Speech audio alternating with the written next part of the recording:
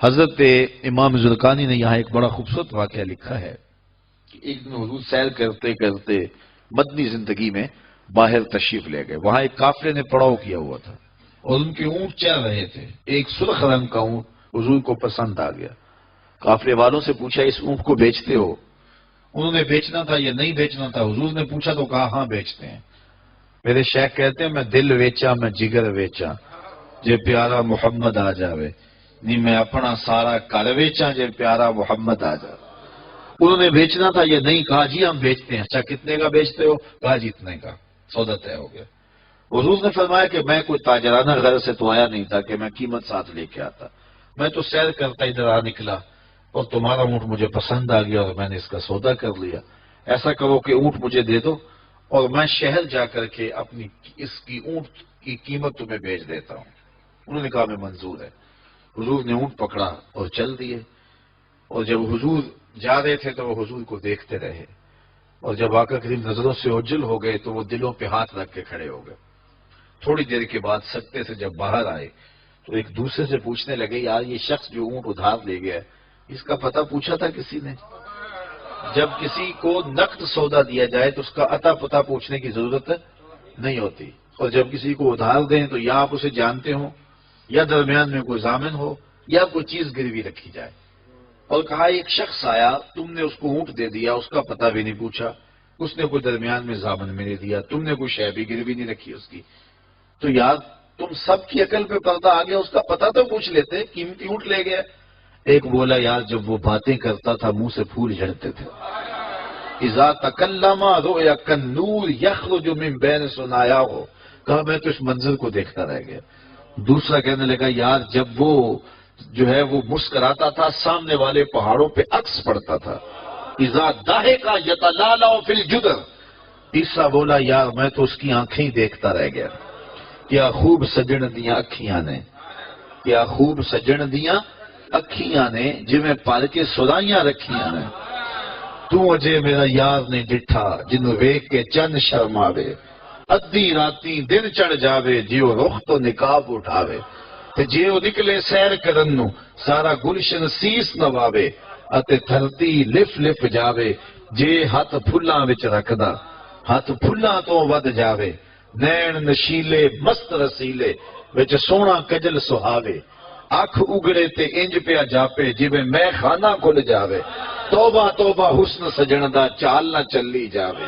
بجلی ڈردی لشک نہ مارے متا بے ادبی ہو جاوے. تے جے او کھولے پیچ زلف دے اتے راہی راہ پن جاوے. توبہ توبہ حسن سجن دا چال نہ چلی جاوے. علم خدا نے اینا دتا عقلاں وچ نہ آوے. عقل خدا نے اینی دتی علماں وچ نہ آوے. کی اعجاز نظر وچ او دی جو آوے وک جاوے. خلق او دے نے مولئی دنیا کوئی ورلائی جان بچاوے. آزم ایڈا سونا ماہی سانو کدرے نظر نہ آوے. انہوں نے کہا جو بھی ہوا تم اس کے حسن میں کھو گئے اور وہ قیمتی اونٹ اپنے حسن کا جادو جگا کے تم سے ہتھیا کے لے گیا. امام زرقانی لکھتے ہیں جب انہوں نے یہ کہا نا کہ قیمتی اونٹ ہتھیا کے لے گیا تو اب تک خاموش بیٹھی خیمے کے پردے کی اوٹ میں بیٹھی قافلے کے سردار کی بیوی نے خیمے کا پردہ سرکایا اور ان سے مخاطب ہو کے بولی انا ضامنۃ لسامان جمالکم لا یغدر بکم. خبردار اس کے خلاف کوئی بات کی تو اگر وہ قیمت نہ دینے آیا تو مجھ سے لے لینا, میں اس کی ضامنہ ہوں. انہوں نے کہا اچھا تو اسے جانتی ہے؟ کہا واللہ میں بھی نہیں جانتی. تو کہا پھر ضمانت کیسے دے رہی ہے؟ کہا جب تم سودا کر رہے تھے خیمے کی اوٹ سے میں نے اس کا چہرہ دیکھا تھا اور جس کا چہرہ اتنا سونا ہو وہ جھوٹ بول ہی نہیں سکتا ہے.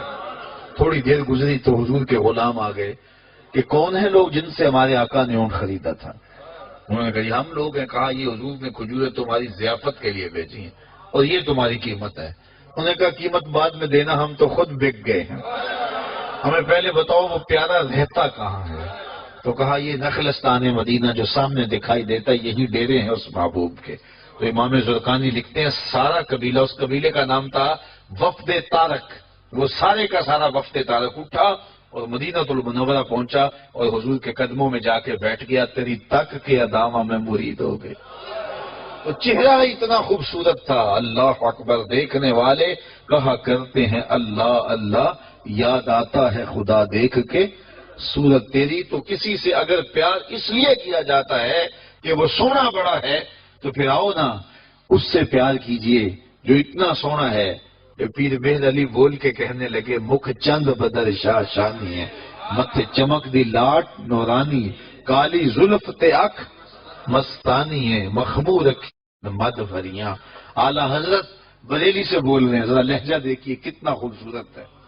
بل بل نے گل ان کو کہا، بلبل کی منتہائی پرواز تو یہ کسی کو پھول کہہ دے، وہ پھول سے آگے تو سوچ نہیں سکتے، لیکن اس نے بھی پھول کہہ دیا۔ بل بل نے گل ان کو کہا، کمری نے سروے جاں فضا، حیرت نے جھنجھلا کے کہا یہ بھی نہیں وہ بھی نہیں، خورشید تھا کس زور پر، کیا بڑھ کے چمکا تھا کمر، بے پردہ جب وہ رخ ہوا یہ بھی نہیں وہ بھی نہیں۔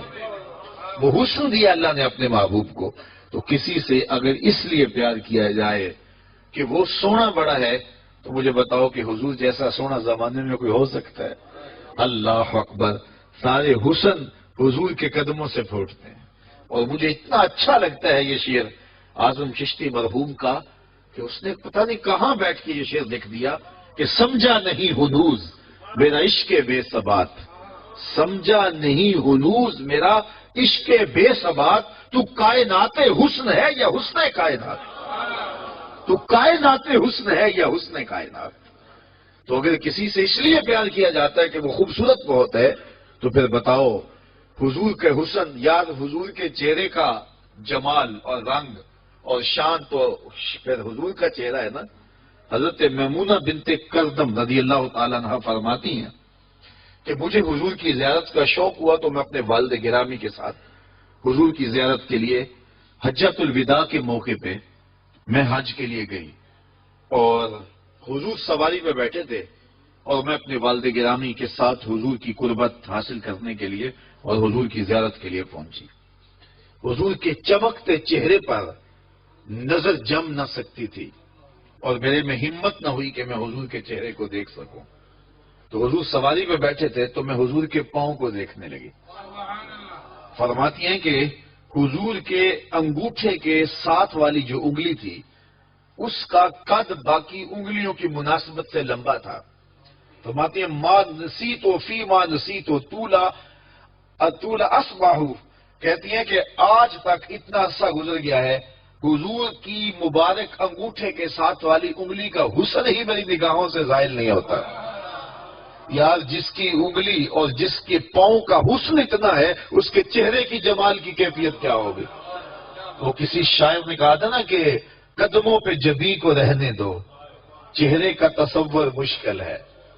قدموں پہ جبی کو رہنے دو، چہرے کا تصور مشکل ہے، جب چاند سے روشن ایڑی ہے رخسار کا عالم کیا ہوگا؟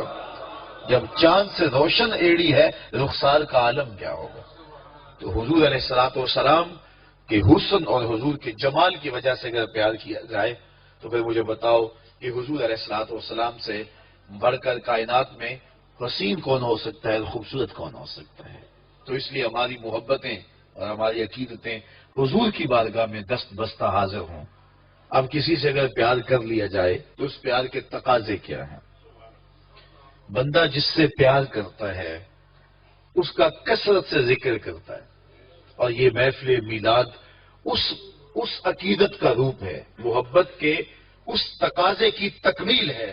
بندہ جس سے پیار کرتا ہے اس کا کثرت کے ساتھ ذکر کرتا ہے، اس کا جی چاہتا ہے کہ اس کا تذکرہ چھڑا رہے، اس کی باتیں ہوتی رہیں۔ رومی علیہ رحمہ جنہیں اقبال نے اپنا مرشد مانا ہے، ان کا کمال یہ ہے کہ وہ تمثیل سے بات سمجھانے کی عادت رکھتے ہیں۔ وہ اس نقطے کو بڑی خوبصورتی سے سمجھاتے ہیں کہ کسی نے مجنو کو دیکھا کہ ریت کے اوپر لیلا لیلا لکھ رہا ہے، اس نے رک کے پوچھا یہ کیا کر رہے ہو؟ تو گفت مشق نام لیلا می کنم خاطری خود را تسلی بھی دہم، اس نے کہا اپنے محبوب کا نام لکھ لکھ کے دکھی دل کو قرار دے رہا ہوں۔ تو رومی کہتے ہیں کہ اگر مجنو کو لیلا کا نام تسکین دیتا ہے تو امتی کو حضور کا نام تسکین نہیں دیتا۔ اور میں تو کہا کرتا ہوں میں خانہ سہارا دیتا ہے نہ جام سہارا دیتا ہے، ہم کو تو مدینے والے کا ایک نام سہارا دیتا ہے۔ ٹھنڈ پڑ جاتی ہے سینے میں جب کسی کے لبوں پہ اس مبارک نام کا چراغاں ہوتا ہے، تو جس سے پیار کیا جاتا ہے اس کا کثرت سے ذکر کیا جاتا ہے۔ میاں صاحب نے بھی اپنے انداز میں کہا ہے نا، جو کسی عاشق ہوئے تے گلوں سے دی کرتا، 100 مکر بہانے کر کے مرنے ہو سے مرتا۔ جب محبت کسی سے ہو تو پھر اس کا تذکرہ کسی نہ کسی بہانے چڑھا جاتا ہے۔ یہ نہیں ہو سکتا کہ طبیعت اچاٹ ہو جائے کہ یہ بات چھوڑو بھی نا۔ میں مختلف جگہوں پہ جاتا ہوں تو بعض لوگ پرچیاں دیتے ہیں جناب میلاد النبی کے ثبوت کے حوالے سے بھی کوئی بات کیجیے، تو میں کہتا ہوں کہ دلائل کی زبان میں ہمارے علماء بات کرتے ہیں اور کمال کر دیتے ہیں، لیکن میں کہا کرتا ہوں اپنے سادے لہجے میں، کیا حضور کے ذکر کے لیے بھی دلیل کی ضرورت ہے؟ کبھی ایسا ہوا ہے کہ پھولوں کا تذکرہ چڑھا ہو اور بلبل کہے کہاں لکھا ہے؟ بات شمع کی ہو رہی ہے اور پروانہ دلیلیں ڈھونڈ رہا ہو، اور یہ بھی ممکن نہیں ہے کہ بات سرکار مدینہ کی ہو رہی ہو اور امتی کو کسی دلیل کی ضرورت ہو۔ محب کے لیے اس سے بڑا سرمایہ کوئی نہیں کہ کوئی اس کے محبوب کا ذکر چھیڑ دے۔ تو محبت کا تقاضا ہے بندہ جس سے پیار کرے اس کا کثرت سے ذکر کرے۔ دوسرا تقاضا یہ ہے بندہ جس سے محبت کرتا ہے اس کا نہ عیب سن سکتا ہے نہ اس کا عیب دیکھ سکتا ہے۔ حبو کا شیع یومی و یسم، بندہ جس سے محبت کرتا ہے اس کی محبت میں بہرا بھی ہوتا ہے، اندھا بھی ہوتا ہے۔ اس کی محبت میں جو ہے وہ نہ اس کا عیب بیان کر سکتا ہے، نہ اس کا عیب سن سکتا ہے، نہ اس کا عیب دکھائی دیتا ہے۔ جہاں محبت پیدا ہو وہاں عیب نظر نہیں آتے، وہاں کمال نظر آتے، عیب ہوں بھی تو نظر نہیں آتے۔ رومی علیہ رحمہ فرماتے ہیں، وہ اس کو بھی ایک تمثیل سے سمجھایا کہ بادشاہ وقت نے لیلا کو دربار میں بلا لیا اور کہا کہ تیرے حسن کا بڑا شعلہ ہے، تو نے ایک شہزادے کو حواس باختہ کر کے رکھ دیا، اور حتیٰ کہ اس کا تشخص اور نام بھی بھول گیا۔ نام تو اس کا کیس تھا نا، لیکن دنیا مجنون کے نام سے جانتی ہے۔ وہ کسی نے کہا تھا تیری محفل میں آ کے بدنام ہوئے، نگاہ زمانہ میں بے نام ہوئے، تو نے وعدہ کیا تھا بچھڑیں گے نہ ہم، تیرے ہی ہاتھوں سے نیلام ہوئے۔ تشخص تک مٹ گیا، نام تک مٹ گیا۔ کہا تیری آنکھوں میں کون سا جادو ہے کہ تو نے ایک شہزادے کو حواس باختہ کر دیا؟ مجھے تو تیرے میں کوئی کمال نظر نہیں آیا، تیرے سے زیادہ میری لوڈیاں خوبصورت ہے۔ گفت لیلا را خلیفہ کاں توئی، کس تو مجنو شد پریشان و غوی، از دیگر خوباں تو افزون نیستی، گفت خامش چوں تو مجنو نیستی۔ بادشاہ نے بلا کر کے لیلا کو کہا کہ کون سا جادو ہے تیری آنکھوں میں؟ تیرے سے تو زیادہ میری لونڈیاں حسین ہے، مجھے تو کوئی کمال نظر نہیں آ رہا۔ تو لیلا نے 2 لفظی جواب دیا، گفت خامش، کہا بادشاہ چپ کر جا، چوں تو مجنو نیستی، تو کوئی مجنو تو نہیں نا۔ دیدائے مجنو اگر بودے تولا، از تو عالم بے خطر بودے تولا، تیری آنکھ مجنو والی ہوتی پھر تو مجھے دیکھتا۔ تو ہوشدارو لیک مجنو بے خودست، در طریقے عشق بیداری بدست، تو ہوش والا ہے اور مجنو ہوش کو چھٹی دے کے آیا ہے، اور اس کوچے میں ہوش کی پونجی چلتی نہیں ہے۔ تو رومی کہتے ہیں کہ اگر لیلا کو دیکھنا ہے تو مجنو کی آنکھ چاہیے، اور مصطفیٰ کریم کو دیکھنا ہے تو ابو بکر کی آنکھ چاہیے۔ اگر وہ نگاہ ہوگی تو کبھی ہو ہی نہیں سکتا کہ کوئی عیب دکھائی دے، اور یہ تو ذات وہ ہے جہاں عیب ہے ہی نہیں۔ محبوب میں تو عیب ہو بھی تو نظر، اور یہ وہ ذات ہے خلقت مبرئا من کل عیب، یہاں تو عیب نام کی چیز ہی کوئی نہیں، بلکہ میرے امام بولے وہ کمال حسن حضور ہے کہ گمان نقص جہاں نہیں۔ نقص تو بڑی دور کی بات ہے، یہاں نقص کا گمان بھی نہیں ہے۔ یہی پھول خار سے دور ہے، یہی شمع ہے کہ دھواں نہیں۔ ہر پھول کے ساتھ کانٹا ضرور ہوتا ہے اور ہر شمع کے ساتھ دھواں ضرور ہوتا ہے، لیکن حسن رسول وہ پھول ہے جس کے ساتھ کانٹا نہیں ہے، اور وہ شمع ہے جس کے ساتھ دھواں نہیں ہے۔ تو جہاں محبت پیدا ہوتی ہے وہاں عیب ہو بھی تو دکھائی نہیں دیتا، اور جو میرے اور آپ کے آقا و مولا ہیں وہ تو ہیں ہی سراپا کمال۔ اللہ اکبر، ہمیں اس پہ ناز کرنا چاہیے کہ ہمیں حضور عطا کیے گئے۔ خدا کی قسم حضور کی ذات وہ ذات ہے، میں نے کتب میں پڑھا ہے 12 نبیوں نے آرزو کی ہے کاش ہم حضور کی امت سے ہوتے، نبیوں نے تمنائیں کی ہیں، آرزو نہیں،